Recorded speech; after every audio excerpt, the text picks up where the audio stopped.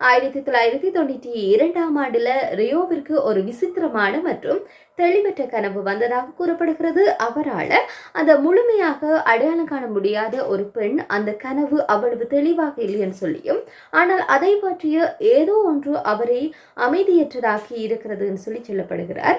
இவர் தூங்கி எழுந்தவுடனே தன்னுடைய டைரியில் ஒரு குறிப்பை எழுதியிருக்கின்றார். அது டயானா இறந்து விட்டாரா என்றுதான் எழுதியிருக்கின்றார். பின் அந்த பெண்ணினுடைய உருவத்தையும் வரைந்திருக்கின்றார்.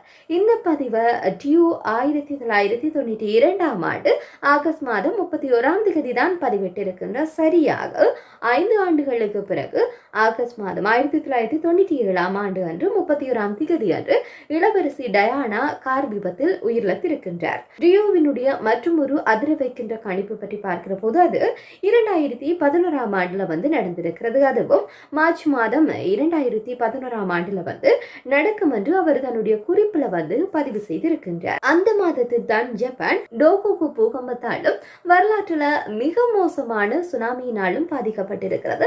இது பல உயிர்களை கொண்டிருக்கிறது. அதுவும் சுமார் 19,759 பேர் இறந்திருக்கின்றனர்.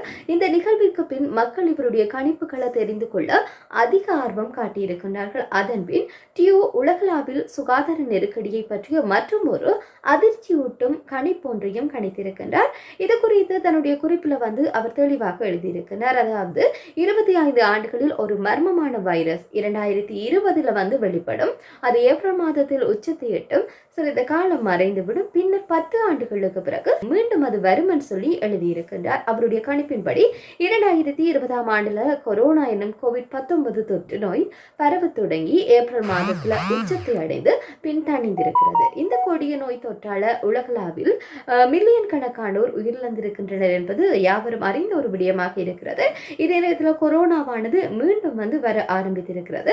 2025 பற்றி ரியோ டாக்சியினுடைய கணிப்பு ஜப்பானிய பாபா வங்கான்னு சொல்லி அழைக்கப்படும் ரியோ டாக்சியினுடைய கணிப்பின்படி பார்க்கிற போது 2025ஆம் ஆண்டுல ஒரு பேரழிவு உலகில் நடக்கும் என்றும் இந்த பேரழிவு நாம் இதுவரை அனுபவித்த துயரங்களை விட சற்று குறைவாகவே இருக்கும் என்று சொல்லி கூறியிருக்கிறார். அதுவும் இந்த பேரழிவு 2025ஆம் ஆண்டு ஜூலையில தான் நடக்குமாம்.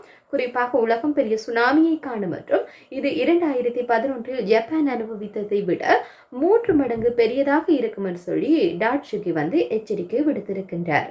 இந்த பேரழிவானது ஜப்பானை மட்டுமன்றி பிலிப்பைன்ஸ், தைவா, இந்தோனேஷியா மற்றும் பல இடங்களையும் பாதிக்கும் என்று சொல்லித்தான் அவர் தன்னுடைய கணிப்புல கூறியிருக்கின்றார்.